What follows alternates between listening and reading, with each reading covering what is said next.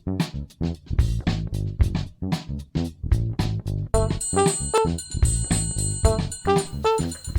what's up YouTube? Evan Starr here, and we're back with another preview. This time we're going to be looking at a game called Freeblades, and this game is put out by DGS Games. It came out last year, but only recently has it kind of surfaced locally in my LGS. So I thought I'd pick it up and have a look. We're going to look at the rulebook, and then we're going to do another unboxing, as we do with these previews. So first, let's have a look at the rulebook. First thing you notice, high quality rulebook, low price tag on this. I think this is only like in the $30 range, so that's pretty cheap. Especially when you look at how thick this rulebook is. There's quite a bit in here. The rulebook is 180 pages, so it's quite a big rulebook. And that was one of my concerns, to be honest, is I looked at this rulebook, and you know, down here it says it's a fantasy skirmish game, and it's 180 pages. But we'll explain why here in a minute. So anyway, nice high quality rulebook. It is not a hardcover, but that's okay. Once again, they were thinking about your economics, and so that's why this is a soft cover. You can see nice layout here. Now, what's interesting, the first thing that comes to mind that you see when you open up the rulebook is actually the designers are talking directly to you. So they want you to know, hey, game companies are hard business, to be truly successful, yada yada yada. And then they start making promises to you. We're going to give you great customer service. We're going to answer your questions. We'd like to be able to just give you every model rulebook for free, but we can't. So they're talking directly to you when you open the book. That's pretty cool. And then it tells you how you can get involved in playtesting. So these guys really want to make the point of, hey, we want to be connected to you, the gamer. And that's cool. You can tell that these guys are gamers themselves. And then it jumps straight into the world of Freeblades, which is Phalon. And you get, man, all of the factions. There's like an entire history here. They describe the gods. These guys were not messing around. They literally wanted to create a whole world, and they did, with a rich history. You can see all of these are all histories of all of the factions and the races in this world, Phalon. And it just goes on, and it goes on for about the first 21 pages or so. Art is just fluff. Then it gets into the game basics, how to play the game. And I haven't tried this yet. I do have some concerns about the number of rules or the thickness of the rules. The game uses a tiered dice system, which is pretty cool. I do like tiered dice systems, and you might have seen it on stuff like Shoot and Skedaddle. There are some other games out there that use tiered dice systems. I like the tiered dice system, but the one thing that's kind of weird for this game is it's got some like fancier tiered dice. It's got like a D14, D16, D24, really oddball ones, and it's a little strange. I mean, yeah, but you know, they really take their time trying to work out the probability so that the game is operating properly. It is rules heavy, I won't lie. There are, for example, lots of different types of just movements, lots of different types of just shooting. The sequence of play, I'm a little concerned about, because it is, even though it is a I go, you go system, which I'm not a fan of, there are some interrupts. You can put models on delay, stuff like that. Honestly, I think it kind of still favors that first player. You're probably better off with an alternating activation system for this type of game. But hey, you know, haven't played it yet, so take that with a grain of salt. So there is a rather extensive portion here dedicated to rules. So let's see. We started at around page 20. Now we start getting into spells and all that stuff, and wow.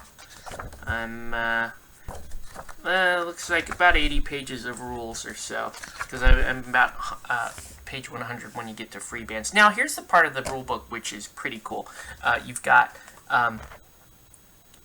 the fluff for the Freebands and the 4 opening factions. You've got like get this on camera so you can see. You've got the sort of Robin Hood type bandit clan. You have the Haradalan, which are the kind of the Quester Knights. Then you have the kind of the Mongolian faction, and then you have the Trillion, which are like the Wood Elf style people. Now, my first impression of this game is that if you are a D&D Pathfinder Mordheim player, you are going to freaking love this game. The rules are fairly extensive and kind of meaty. This is a very deep game. This really isn't so much for the one-off, let's just play a quick game and be done with it. You really want to play this in leagues or campaigns. Because there is a heavy league campaign aspect to the game. There's even kind of a role play element to the game, and it is supposed to cross into like an RPG game. So if you really are into like your D&D Pathfinder, and you like Mordheim and that kind of stuff, this is probably a very good game for you. My concern for me personally is I don't know how much of a deep game I can get into. If I get into this with my friends, we would probably need to commit to this a significant amount of time, maybe subsequent weeks of us playing. So anyway, this is a rule book, fairly extensive, and yeah, it's a heavy roleplay element, very rich, very diverse world. A little concerned about the clunkiness of the graphics, but I mean, not the graphics, the mechanics. A little concerned about that, but otherwise, you know, it looks fairly interesting. And let's have a look at the models, right? Because I've talked enough about this. Okay, so we're going to look at 2 sets for Freeblades. This is the Trillion Seekers, or kind of the Wood Elf style set. And we're going to look at the Grular Invaders. And you guys know the drill.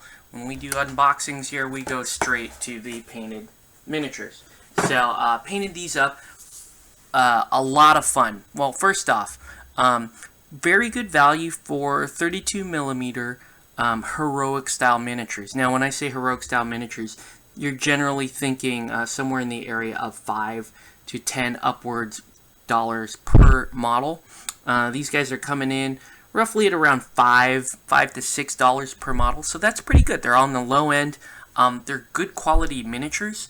They are on 25 mil bases, about 32 millimeters in height. You can see this is the Trillion Warband. I've done them in sort of a autumn style, and just a lot of fun. High quality to the miniatures. There is a little bit of pinning involved, but it's nowhere near where a lot of these other companies are with their pinning and the fiddliness. There's a little bit of fiddly, but it's nowhere near, say, your Infinity or those types of models.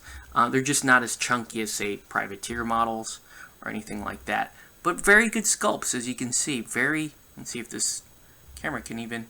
No, it's not really going to focus. That's a shame. But yeah, I had a lot of fun painting these up. It's been a long time since I've painted elves or elf-like fantasy style miniatures. So had a lot of fun. You know, it's kind of back to when I was painting these style of miniatures.